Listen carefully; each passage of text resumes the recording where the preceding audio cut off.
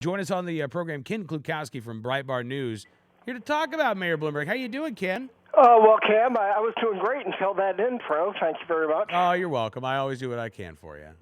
We shan't talk about that story, but we shall talk about Mayor Bloomberg, who says that in the wake of the Boston bombings, this shows that the Constitution, our interpretation of the Constitution, must change in order to basically give up some of our rights and some of our liberties and to allow a more overpowering and overarching government with a surveillance society baked into the cake, so to speak. Well, what's most frustrating about that is that Mayor Mike is ignoring the whole purpose that we have a written Constitution. When he says change our interpretation, he means no longer assign to the words the definitions that the dictionary would indicate belong with those words.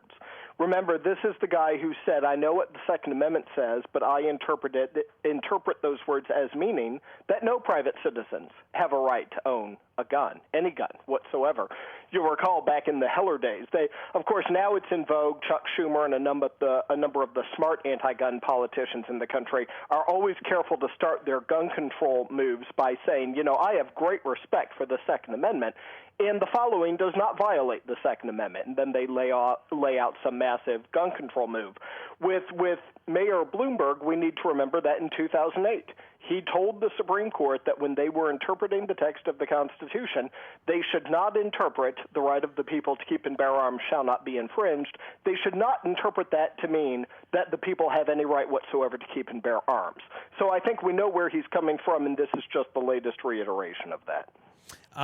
Talking with Ken Klukowski from Breitbart News, and Ken, is he gonna get? I mean, look, here's the thing: it's not just Mayor Bloomberg saying this, though. This is really this is a mindset that in the wake of terrorist acts like this, what we have to do is we have to clamp down on people. This is. I guess what is the opposite mindset? I don't know anybody out there who's saying, well, the answer to this is anarchy. Cam, what we need to do is have no laws whatsoever. But what is that thoughtful pushback against the mindset that whenever we have one of these incidents in Boston, the first thing we have to do is give up our liberty and our freedom? Well, 3 points to that. First of all, it's to understand that the whole purpose, not only do we have a written Constitution for a reason, and we should interpret the words of the supreme law of the land according to their ordinary meaning, which is the only way that rational people could do it, and the Supreme Court held repeatedly. I can think of a 1932 case right now where they said that the whole reason it was put in ordinary language is so the voters would know what they were voting to make the supreme law of the land. It was designed to be understood by your listeners, by all of us. But what those words say is they lay out a government of limited powers that enumerates certain rights for the people and says that the people have other rights and spell out the powers of government and say that they're limited. And third, the reason for that is that the Founding Fathers understood that there is a legitimate role for government. Madison famously said in the Federalist Papers, if men were angels, no government would be necessary. But then goes on to say that because government is comprised of men who are not angels, that is why we need to, even though there is a legitimate role for government, we must carefully limit its powers according to the written terms of the Constitution. I think it just proceeds from an utterly unrealistic premise that communists try and do when it comes to economics, and that's the idea that if you just give the government enough power, in the case of communism, it's power over property and over contracts and over the economy, that if you just give, here it's public safety, that if you just give the government all the power it can possibly ask for, they'll be able to fix everything in your life, and that's just absurd. Absolutely it is. And, it's when you talk about, and I'm so glad you brought up the Madison quotes, because it seems like the paternalists out there, they always forget that second part, that governments are derived of men who are not angels and who are just as imperfect as the men and women that they are seeking to rule over. And in the case of the paternalists, they really are seeking to rule over us. I guess, Ken, they would say, well, look, we've gone to the right schools. We have our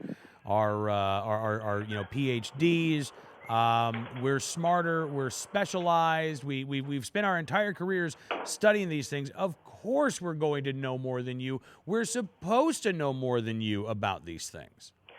Well, and as you said, that's a paternalistic attitude, and the reality is it fails to. I deal with this all the time. I'm in D.C. I deal with all of these PhDs, all of these JDs. Of course, I have a JD myself, so I'm surrounded by lawyers.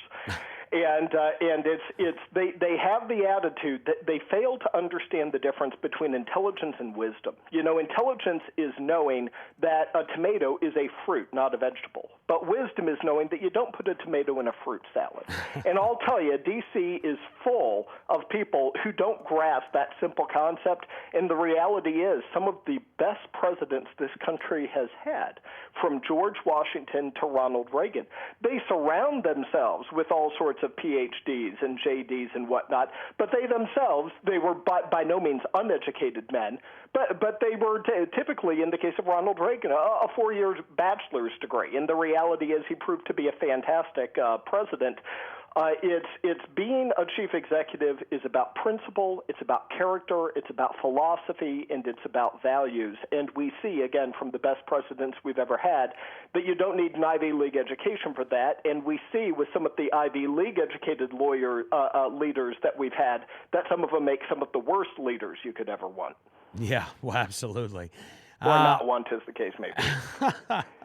So, I mean, Ken, is this going to be a continuing debate, you think, right alongside the gun control debate, right alongside the debate over, how much responsibility it is to for us to manage our own diets and things of that nature? Oh, Cam, I think it is part of just the timeless struggle between government power and individual liberty, and something that the framers understood would always be in tension. You know, Jefferson wrote about how it is the nature of government to grow and expand and consume.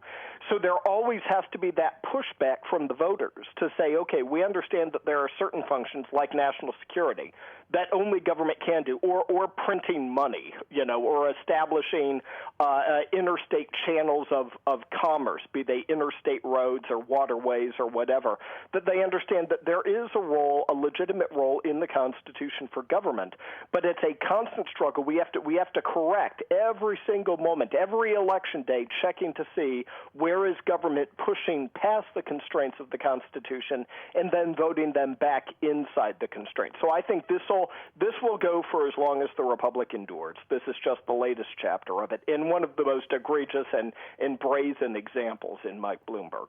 All right. Listen, Ken, really appreciate your time, sir. Thank you so much, and look forward to talking again very soon. Thank you, Cam.